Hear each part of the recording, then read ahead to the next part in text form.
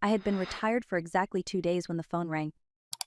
The house was silent, the kind of silence that only happens after decades of noise. No morning bells, no students shouting "Good morning, Mrs. Miller."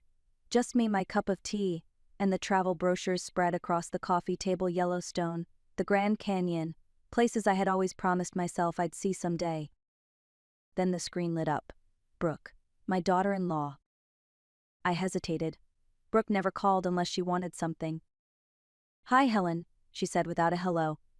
"Listen, I'm going on a business trip. You can watch the kids for 2 weeks, right?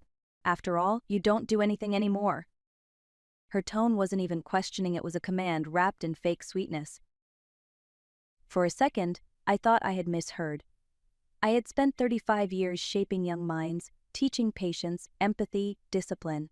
And now, after a lifetime of service, my reward was being called useless. "Brooke," I said softly, "I have plans." She laughed, that sharp laugh that always felt like glass breaking. "Plans? What plans can a retired old woman have? Knitting? Watching soap operas? Be ready by 7 tomorrow. The kids will be there." She hung up before I could answer. I sat there staring at the phone, feeling a strange calm spread through me. All my life I had taught lessons, some easy, some hard. But this time the lesson wasn't for a child. I stood up, looked at my retirement certificate on the wall, and whispered to myself, "All right, Brooke, bring them over." That night I didn't sleep, not because I was angry but because I was planning. After all, the best lessons aren't taught in classrooms. They're taught in silence with patience and a heart that's done being underestimated. And this time I was going to teach a lesson she would never forget. Before I was a retired teacher, I was a woman holding everything together with thread and faith. My husband, Mark, died when our son Michael was just 8. One rainy afternoon, a truck slid through a red light, and in one heartbeat, our world ended. I remember standing at the hospital window, holding my boy's small hand, promising him we would be okay, even though I had no idea how. I took every extra shift the school would give me: morning tutoring, after-school programs, even weekend reading clubs. My paycheck barely covered the bills, but I made sure Michael never felt poor. At Christmas, when he asked for a bicycle, I sold my mother's locket to buy it. He never knew. To him, Santa came through every time. We lived in a small yellow house with peeling paint and a garden full of dandelions. It wasn't much, but it was ours. I made it a rule that no matter how hard things got, we'd eat dinner together every night. That little table saw laughter, tears, and every spelling test Michael ever passed. Years turned into decades. Michael grew up, went to college, married, and moved out. I remember the day he handed me the keys to a new car, smiling proudly. "You deserve something nice, Mom." My heart swelled. I thought I had done it. I thought my sacrifices had come full circle. Then came Brooke. She was polished, confident, the kind of woman who looked like she belonged in magazine ads. She hugged me the first day we met, her perfume too strong, her smile too perfect. And yet, behind that smile, I felt something else: control. At first, I tried to ignore it. Love my son, love his wife, I told myself. But soon, Brooke began to chip away at everything I'd built: my confidence, my closeness with Michael, even my relationship with the grandchildren. And now, years later, as she ordered me to watch her children as if I were her maid, the full weight of my life pressed down on me. I had spent my whole life giving. Maybe it was finally time to take something back. The first time I met Brooke, I remember thinking she was dazzling. Her dress was perfectly fitted, her nails manicured, and her confidence filled every room she entered. Michael's eyes lit up whenever she spoke, and I could see how much he adored her.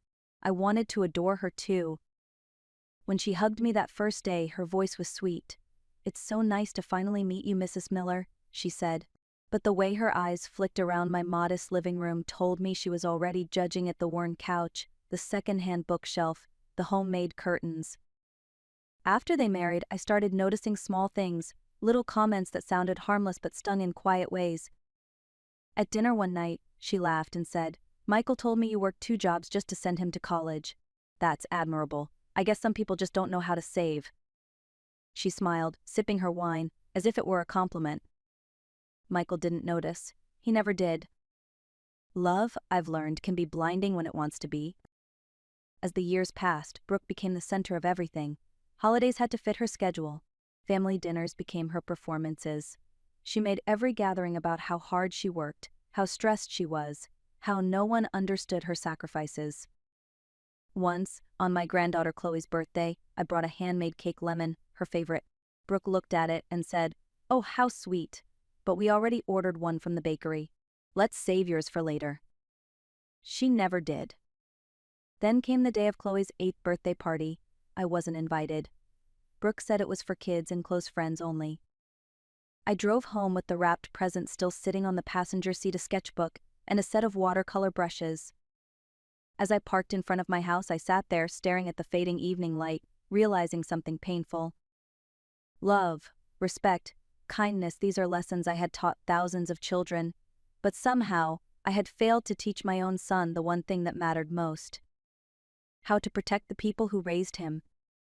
That night, as I closed the curtains, I whispered to myself, "The poison is slow, but it's spreading, and one day she'll taste it herself." It was a Wednesday afternoon when Brooke made her announcement. We were sitting at Michael's dining table, the one I had given them as a wedding gift years ago. Brooke tapped her manicured nails against her phone and said, "So Helen, I'll be leaving for Miami next week. A conference. 2 weeks, maybe 3. You'll stay here with the kids." I looked up from my cup of tea. I didn't agree to that. She tilted her head, smiling like someone who'd already won. "Oh, come on, you're retired. You have plenty of time. The kids love you." Behind her, Chloe and Leo were on their tablets, not even looking up. Aiden, the oldest, just shrugged. They didn't know what love looked like anymore. They only knew convenience. Michael cleared his throat. "Mom, it would really help us out. Brooke's been working so hard." Working. That word made me want to laugh. I'd heard rumors about a man named Dominic, about business trips that somehow always ended at the same beach resort.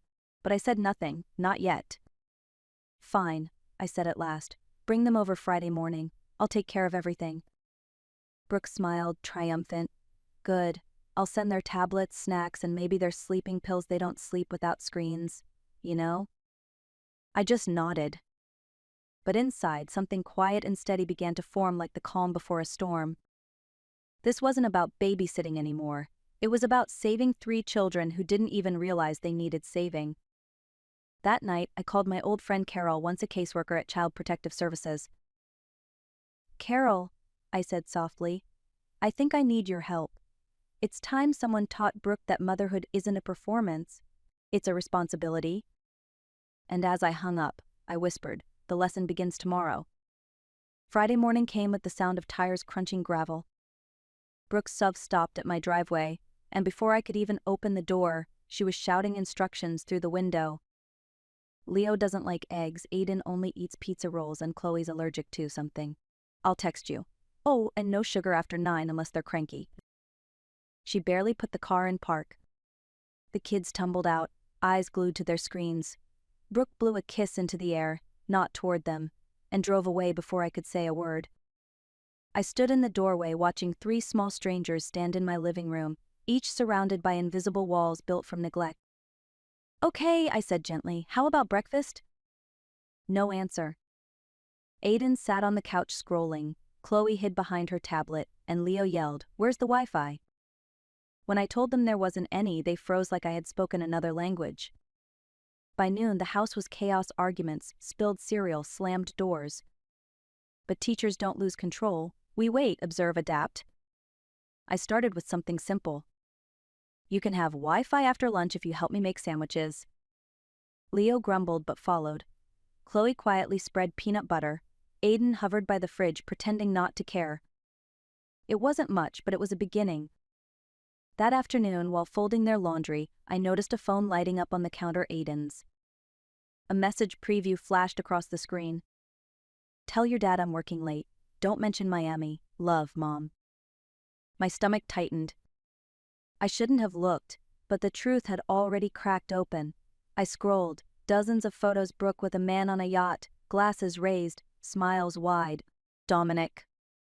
I put the phone down, heart pounding, and looked toward the living room. 3 innocent faces, already paying the price for their mother's lies. That night, Chloe wandered into my room, clutching a stuffed rabbit. "Grandma," she whispered, "Mom says you don't love us anymore." I pulled her close, brushing her hair back. "Sweetheart," I said softly, "sometimes people lie because they're scared." but I've never stopped loving you, not for 1 second. As she drifted to sleep in my arms, I looked out the window and thought. Tomorrow I stop being quiet. Tomorrow the truth begins to speak. The next morning the house felt different. Quieter, heavier, like the air itself was waiting. I woke early, made pancakes, and watched as the kids shuffled into the kitchen, hair messy, eyes half open. "Good morning," I said. "No screens until after breakfast." Aiden rolled his eyes but didn't argue. Progress, I thought. After breakfast, I asked Chloe to help me water the garden. She hesitated, then followed. For the first time, she smiled at a butterfly landing on her hand. Moments like that, small, fragile, were how trust began. Inside, Leo built a fort with couch cushions while I gathered my thoughts. It was time to call Carol. "Record everything," she told me over the phone. "Don't confront her yet. We'll need proof." So I did. That afternoon, when Aiden left his phone charging again, I placed a small recorder under the kitchen table. Later, I caught snippets Brooke's voice on speakerphone, laughing, carefree. I told Michael the hotel's for work. He still believes it. Poor man. Anyway, I'll be back when the money's transferred.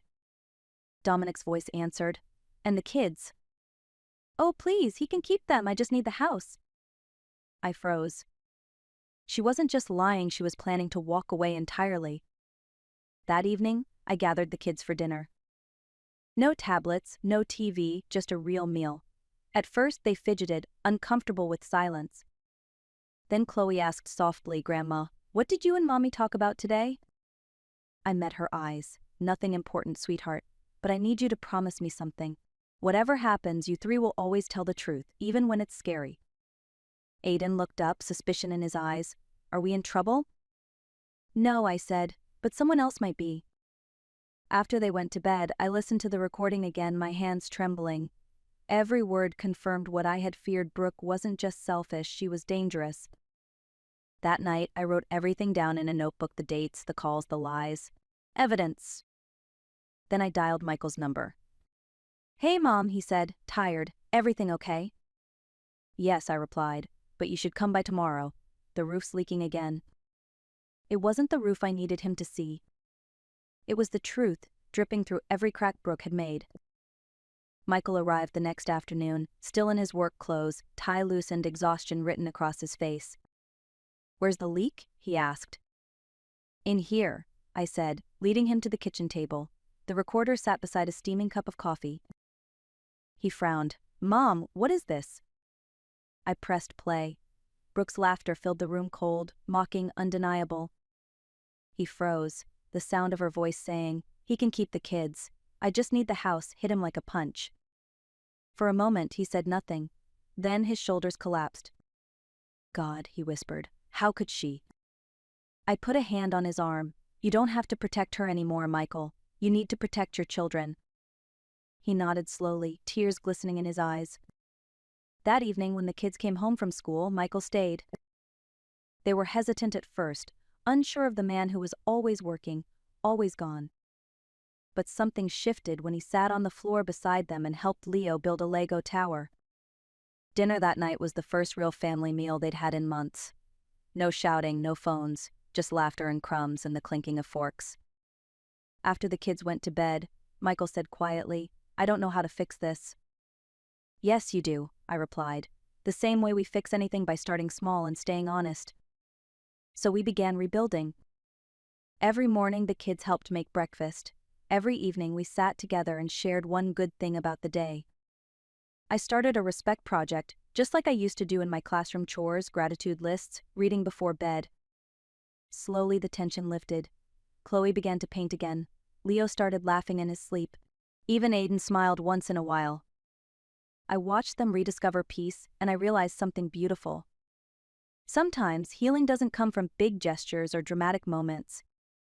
It comes from quiet consistency, from showing up, even when it's hard. The next few days felt like the calm before a storm. Michael and I met with Carol, my old friend from Child Protective Services, and with a lawyer she recommended, a quiet, sharp man named Mr. Lawson. We spread the evidence across the table, the recordings, the texts, the photos, the notes I had written in my journal. Mr. Lawson listened carefully, then looked at Michael. You have enough to file for emergency custody and protect the children, but you'll need to stay calm. She'll fight dirty." Michael nodded, his jaw tight. "I'm done protecting lies," he said. That night, the kids helped me in the garden. Aiden carried a watering can, Chloe planted new tulip bulbs, and Leo chased fireflies. The air smelled of soil and rain, and for a brief moment, peace felt possible. "Grandma," Chloe said, "are you mad at Mommy?" I knelt beside her. "No, sweetheart, I'm sad for her. Because people who hurt others are always hurting themselves, even if they don't see it yet." Later, after the kids went to bed, Michael sat beside me on the porch. "She's going to come back soon," he said quietly.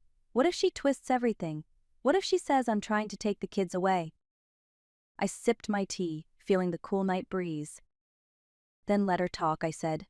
"The truth doesn't need to shout, it just needs to stand firm." We planned everything.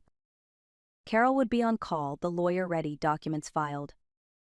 And in the meantime, I kept teaching the children how to breathe through fear, how to use words instead of anger, how to build trust again. Revenge, I told them one night, isn't about hurting someone back. It's about setting things right.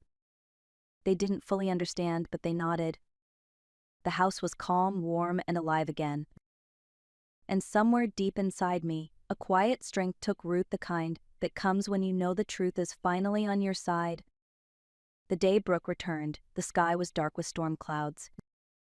Her black SUV rolled into the driveway, music thumping through the closed windows. She stepped out in designer sunglasses and a smile that could have fooled anyone who didn't know better. "Mommy's home," she called, her voice sharp and theatrical. The kids froze in the living room. Leo hid behind me. Chloe's hand tightened around her brother's arm. Michael stood beside the couch, calm but ready. "Brooke," he said evenly, "we need to talk." She laughed. "About what? You look serious." "Oh, did my little vacation stress you out?" She threw her purse onto the counter and reached for a drink. "Sit down," I said quietly. She turned, eyes narrowing. "Excuse me." I pressed play on the recorder. Her own voice filled the room. "I told Michael the hotel's for work. He still believes it. Poor man. Anyway, I'll be back when the money's transferred." Dominic's voice followed. "And the kids?" "Oh please, he can keep them, I just need the house." For a few seconds, the only sound was the rain starting to fall outside. Brooke's face drained of color. You had no right to record me." Michael's voice broke through. "No right? You lied. You cheated. You were planning to abandon your own children." She turned to him, tears suddenly forming, her voice trembling with fake sincerity. "Michael, please. I can explain he pressured me, it wasn't serious." Chloe stood up, her small voice shaking. "Mom, you said Grandma didn't love us. That wasn't true. You lied." Brooke's lips parted, but no sound came. Leo peeked out from behind me. Aiden glared at her, eyes blazing. "You don't get to talk about love." Mr. Lawson, who had been waiting in the car, stepped in with the documents. "Miss Miller," he said, addressing Brooke, "this is an emergency custody order and a notice of marital fraud investigation. You'll need to come with us." Brooke's mask finally cracked. She screamed, called me names, tried to snatch the papers from his hands, but it was over. As she was escorted out, she turned back and hissed, "You'll regret this." I looked at her and said softly, "No, Brooke. The only thing I regret is not teaching this lesson sooner." When the door closed, the silence was thick but peaceful. Michael sat down, buried his face in his hands, and cried. The kids climbed into his lap, wrapping their arms around him. For the first time in years, that house wasn't filled with tension. It was filled with truth. 6 months later, the house felt lighter. Sunlight spilled through the kitchen windows, the scent of fresh bread filled the air, and laughter echoed down the hallway. The ghosts of shouting and slammed doors had finally been replaced by warmth and peace. Michael had moved into a smaller home nearby so the kids could visit me every weekend. He looked healthier, calmer, like a man who had finally learned to breathe again. Chloe spent her afternoons painting in the garden. Leo built birdhouses with his tiny hammer, and Aiden had joined the school's robotics club. The anger that once clouded their eyes was gone, replaced by something fragile but real hope. As for me, I started something new. I opened Helen's Art House, a little community studio where children came to draw, paint, and talk about life. Some were shy, some broken, all of them searching for a safe place to belong. I gave them what I once gave my students: patience, kindness, and space to grow. Every now and then, I'd catch myself thinking about Brooke. I'd heard she was working at a senior care home now, quiet, humbled. Maybe life had finally given her the mirror she refused to look into before. One Sunday evening, as we all sat around the dinner table, Aiden pulled out a folded piece of paper. "Grandma," he said shyly, "I wrote something for school." He read aloud. "My hero doesn't wear a cape. She wears an apron, makes pancakes, and tells the truth even when it hurts. My hero is my grandma." The room went silent. Michael squeezed my hand, and tears filled my eyes. Sometimes justice isn't loud or cruel. Sometimes it looks like peace, healing, and a child's simple words. And that, I realized, was the most powerful revenge of all. If this story touched your heart, don't forget to like, share, and subscribe to our channel, The Art of Revenge. Sometimes the most powerful justice doesn't come from anger, it comes from calm strength and quiet truth. Tell me in the comments where you're watching from and what lesson this story left in your heart. Because somewhere out there, another grandmother, mother, or teacher is watching this, wondering if her voice still matters. It does. And just like Helen Miller proved, you don't need to raise your voice to change a life. You just need to stand your ground.